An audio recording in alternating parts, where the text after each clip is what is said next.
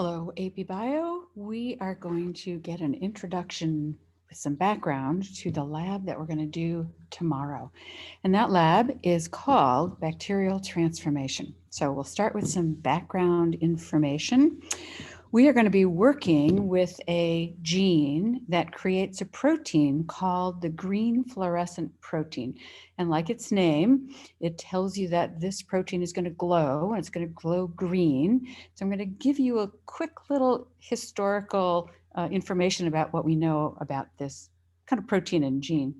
So in 1960, this fellow, Osumo Shimomura, I'll do my best to pronounce his name, was isolated. He isolated it from jellyfish, and it allows those jellyfish to glow. And so you can see them when UV light is shined on them, that they will actually glow in the ocean. And he was successful in figuring out what protein caused those jellyfish to glow. Well, people were interested in, of course, the gene that made that jellyfish glow. And this fellow, Doug Prasher, had the idea that if you could get that gene and attach it to another gene, in other words, make it a part of another gene, then when that other gene, let's say hemoglobin, for example, you attach the GFP gene to the hemoglobin gene, when the hemoglobin gene was turned on, it would also turn on this glow gene, and you would know where in what cells the hemoglobin gene was turned on. So we call that a tracer, being able to tell, have some clue what gene is turned on because it also turns on another gene. So great idea to be able to figure out which genes are on by attaching this glow gene to them. Marty Chaffee, I guess is how it would be said, was the first to actually attach this gene to another gene. He did it in bacteria. And Sergey L, I'll say at this point, actually discovered more kinds of fluorescent proteins and their genes in other kinds of corals. And so he's got green ones, he's got orange ones, there are a variety of kinds.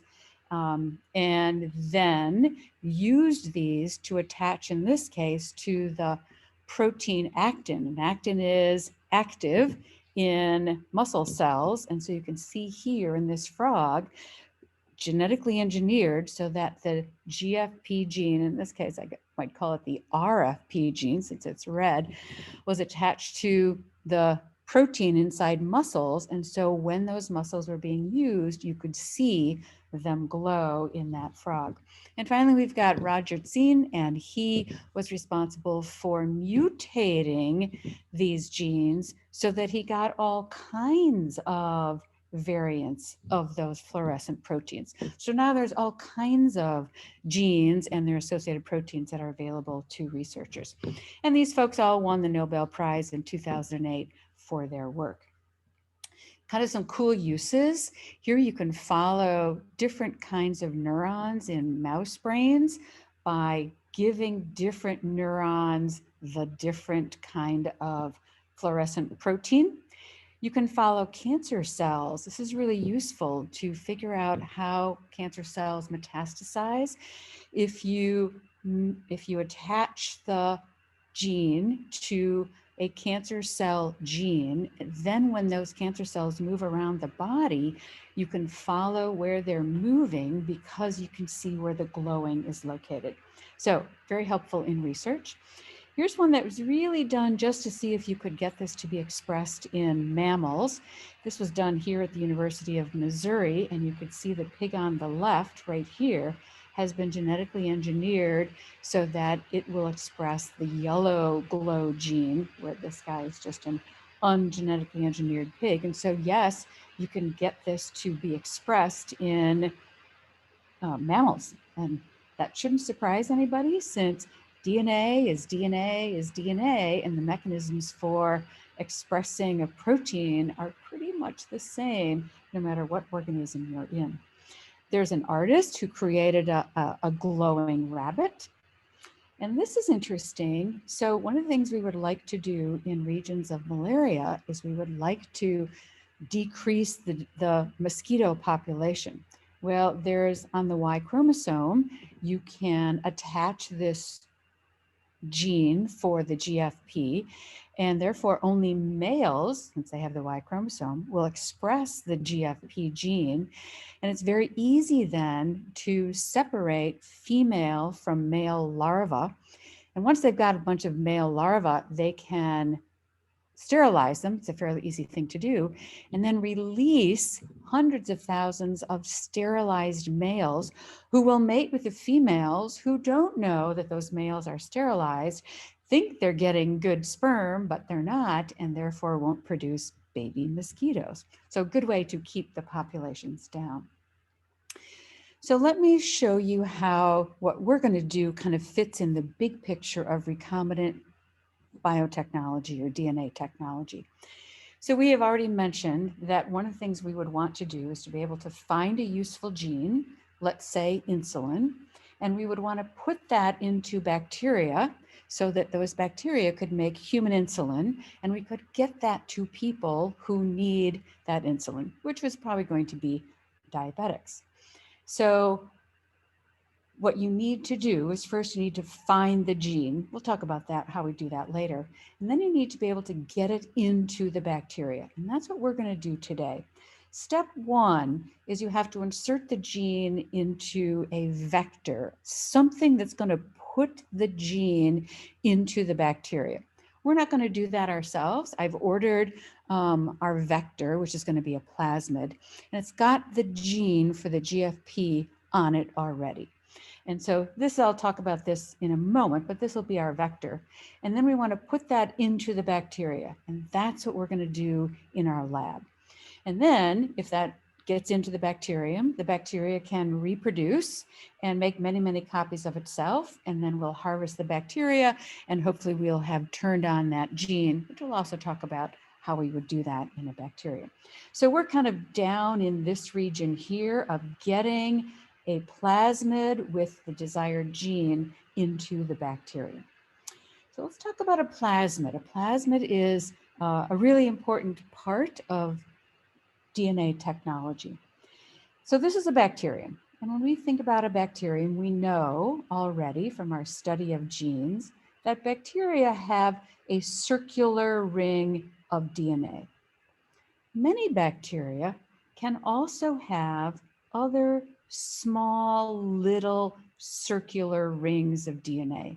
These circular rings of DNA are called plasmids. And plasmids often carry important things on them. And so they're useful to bacteria. They can also be exchanged between bacteria. So it's a way of kind of getting some benefits of sexual reproduction by getting some new genes. And then this plasmid can be picked up if it happens to be found on the outside of bacteria, which we can make happen. Bacteria will pick up these pieces of DNA from their environment. Remember Griffith's experiment where he found the rough bacteria could pick up DNA from the smooth bacteria and be transformed into those smooth and pathogenic bacteria. So we're basically repeating what Griffith was doing. So here you see a picture of a bacterium that has no plasmid in it. You see little rings of plasmid outside the bacterium.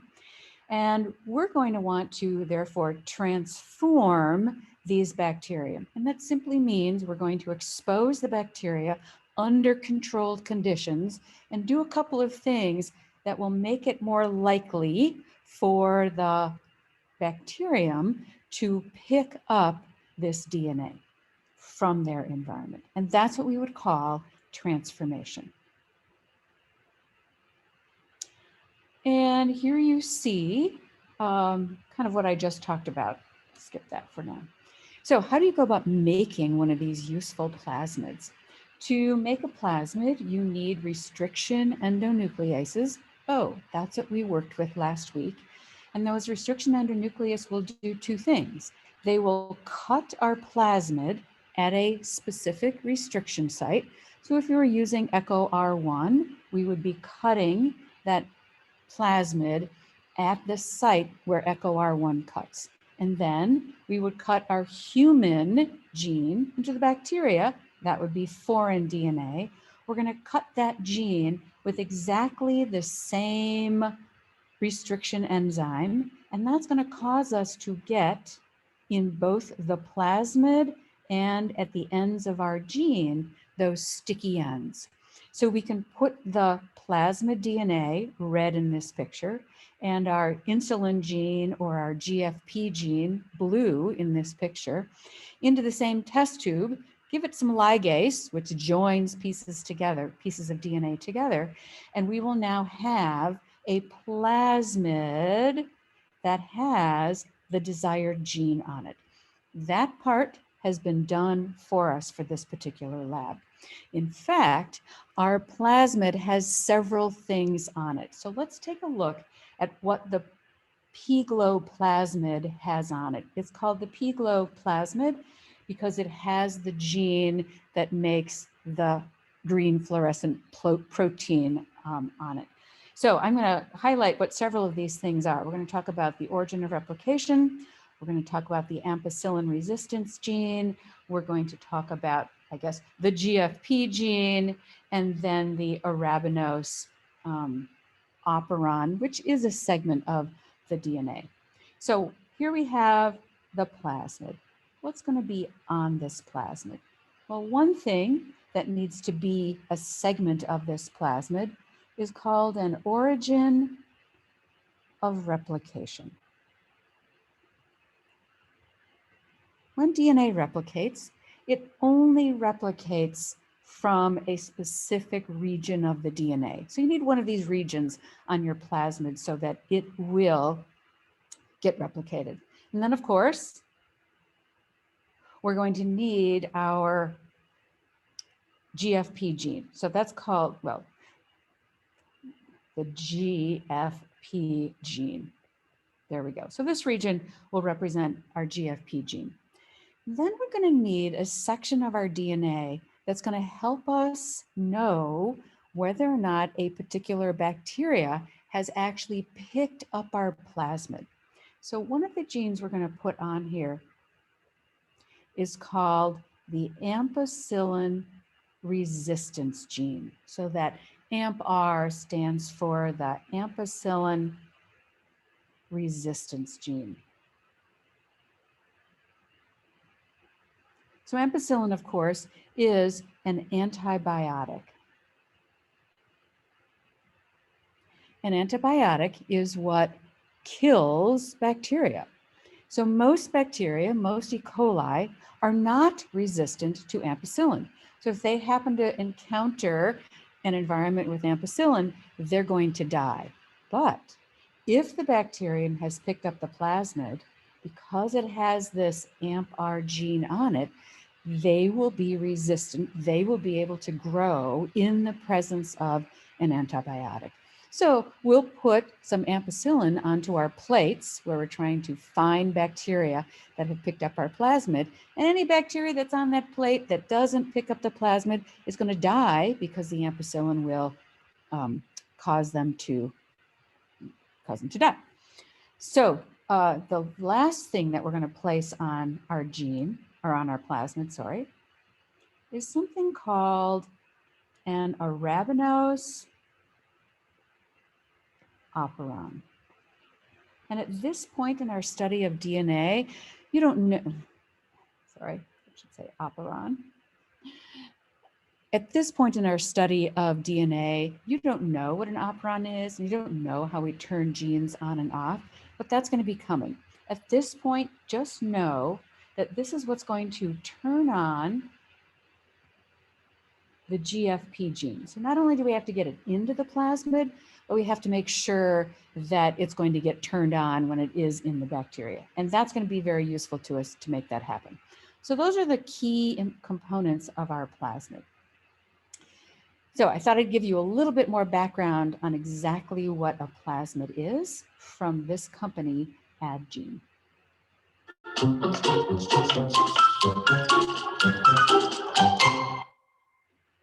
At their most basic level, plasmids are small, circular pieces of DNA that replicate independently from the host chromosomal DNA. Compared to the millions or billions of bases that make up the entire genome, plasmids typically contain a couple thousand at most. They are relatively small, stable, and easy to manipulate. So where do plasmids come from? In nature, they're found in microbes like bacteria. In the 1940s, scientists began noticing that there are heritable cytoplasmic factors that could be transferred between cells, but there was no consensus on what they were or what to call them. It wasn't until 1952 that Nobel laureate Joshua Lederberg coined the term plasmid, a combination of the words cytoplasm and id, Latin for it. In nature, plasmids often contain genes that provide a competitive advantage, giving its host bacterium an ability that it didn't have before. These benefits include antibiotic resistance, the wherewithal to survive in harsh environments, and even the ability to wage war to gain an environmental advantage. But plasmids aren't just useful to bacteria. Because they're incredibly easy to manipulate, they've also made themselves indispensable to life scientists and bioengineers. Plasmids created in the lab are known as constructs or vectors. To understand what plasmids can do, let's break down its parts using a plasmid map. All plasmids contain an origin of replication, or ORI. It tells the plasmid where to begin replication. Plasmids often contain genes that are advantageous for survival. One of the most common, naturally occurring types of genes is antibiotic resistance. When used in the lab, antibiotic resistance genes allow scientists to separate out cells that contain plasmids from those that don't. The wonderful thing about plasmids is that they can be easily engineered and can introduce foreign DNA into cells through electroporation or other methods. Many plasmids are designed so scientists can insert genes they want to be expressed in organisms. One way to do this is through restriction sites. Restriction enzymes recognize these sites and cut out the present gene like molecular scissors. Then, a different gene can be inserted into the site.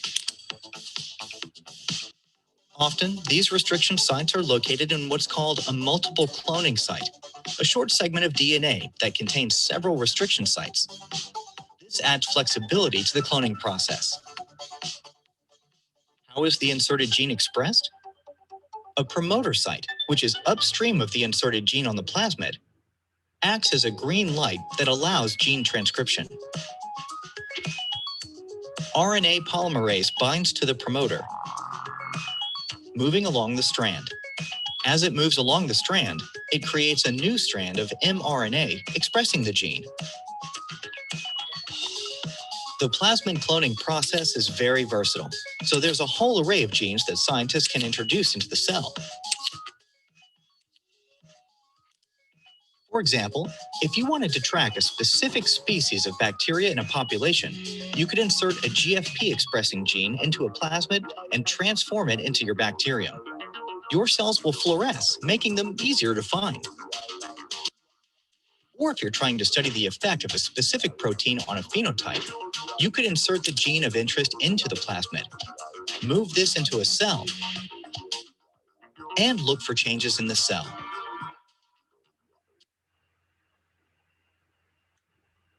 All right, so how are we going to actually do this experiment, which is what you're going to do tomorrow?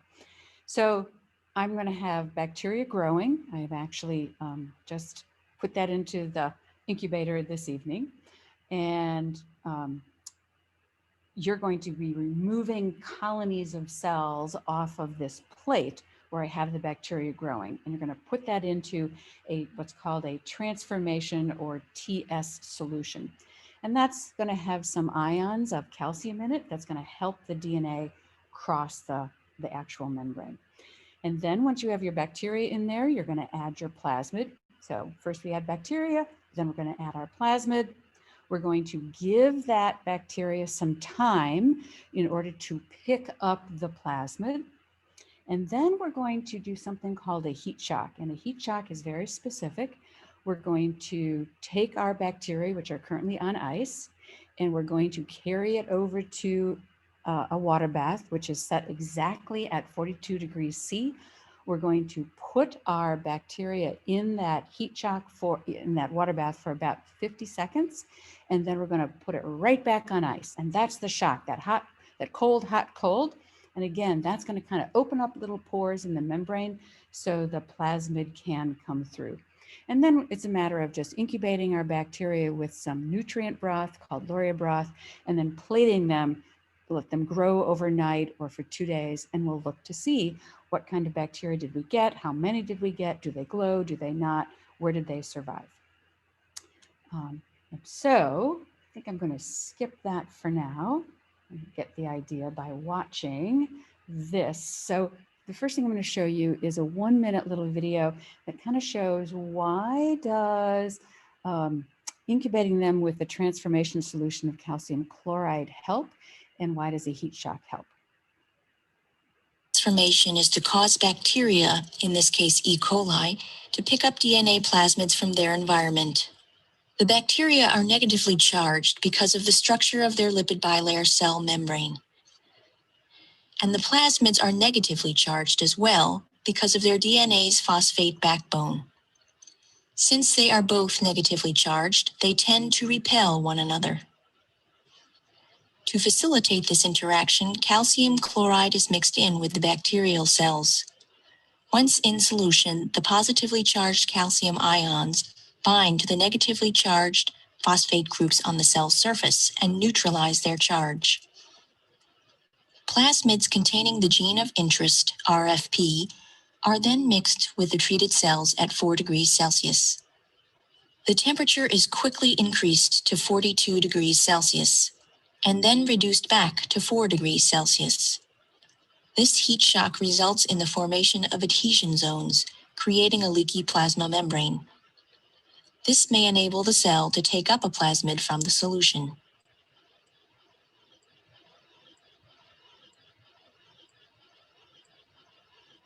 After heat shock, the bacterial cells are placed at 37 degrees Celsius and allowed to recover before being plated. All right, so now I'm going to show you the specifics of our actual procedure. This way, when you come to lab tomorrow, when we only have 30 minutes on a Wednesday, you'll be able to get right down to business and get our experiment set up. This is not too exciting, but the details are important.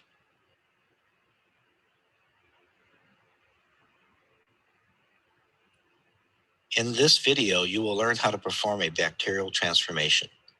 E. coli HB101 bacteria will be transformed with pGLO plasmid using a calcium chloride transformation. To start this activity, you will need an LB auger starter plate, streaked for single colonies of E. coli HB101, and 2 microcentrifuge tubes, each with 250 microliters of 0.05 molar calcium chloride or transformation solution. One of the tubes should be labeled plus and the other minus. Both tubes should be kept on ice. Flame an inoculation loop and allow it to cool. We have plastic sterile loops, disposable ones, so you don't actually have to flame a loop. You can lightly touch the loop on an empty spot on the starter plate to make certain the loop is cool. Then gently scrape 1 large or 2 small colonies from the surface of the starter plate so that they can collect on the loop. They're kind of sticky, so Transfer hard the to get loop off. with bacteria to the plus tube and swirl it in the transformation solution to disperse the bacteria. Close the tube and place it back on ice. Flame the loop and repeat the process to add bacteria to the minus tube.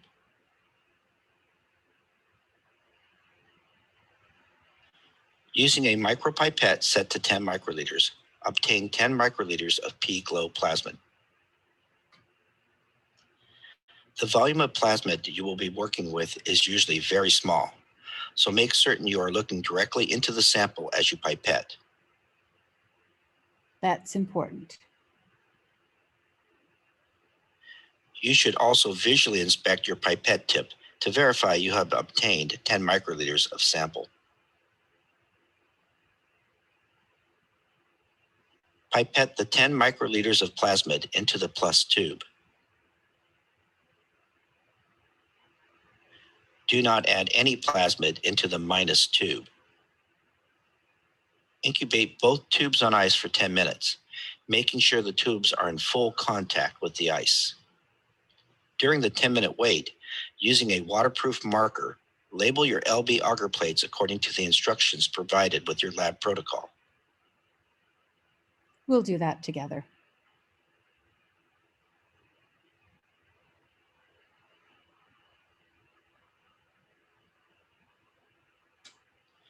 After your tubes have been on ice for 10 minutes, transfer both the plus and the minus tube directly from the ice into a 42°C water bath for exactly 50 seconds. Then immediately place them back on ice.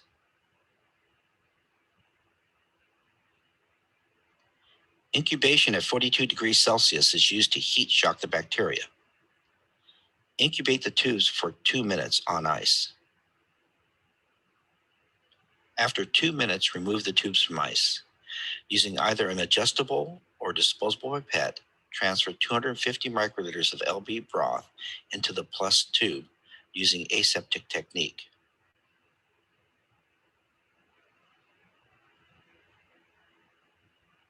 Luria broth is a nutrient broth for the bacteria. Gives them something to eat.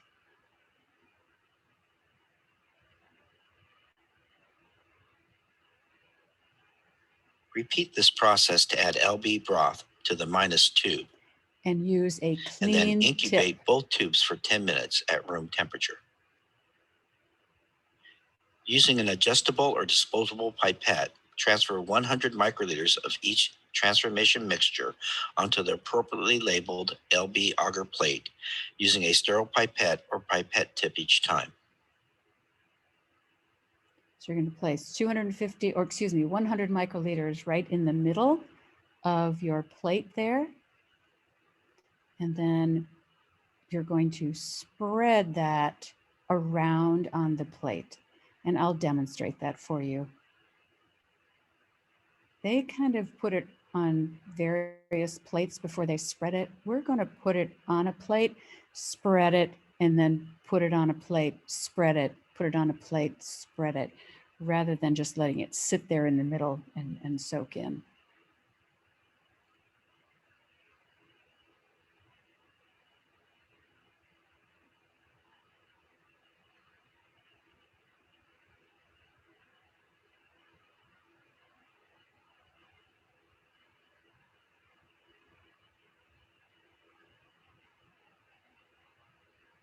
So they're taking 100 microliters of the positive, putting it on 2 plates, 100 microliters of the negative, putting it on 2 plates, and we'll talk about which plates we're actually going to be using. Flame the inoculation loop and let it cool down.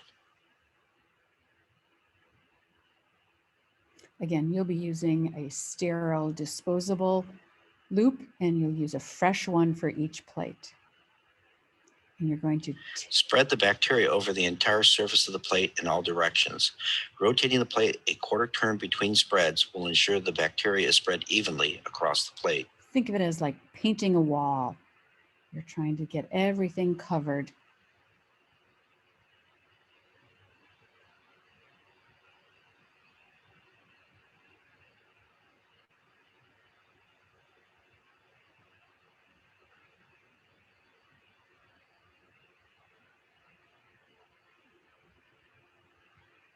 Spreading is super important. When finished, flame the loop and repeat this process for each plate.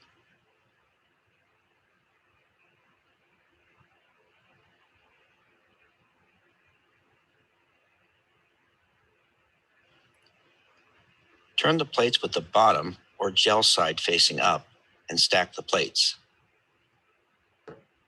You will wrap Place the plates tape in a around 37 that degrees stack. Celsius incubator for 16 to 24 hours.